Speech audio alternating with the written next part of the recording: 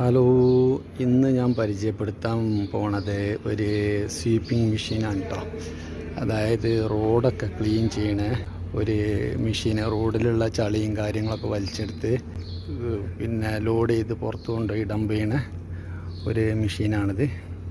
അപ്പോൾ ഇതിന് എന്താ കംപ്ലൈൻറ്റ് വെച്ചാൽ ഇതിൻ്റെ ടർബോ വർക്ക് ചെയ്യണില്ല. അതായത് ചളികളൊക്കെ വലിച്ചിട്ട് ടാങ്കിക്ക് ലോഡ് ചെയ്യുന്ന ടർബോ വർക്ക് ചെയ്യണില്ല.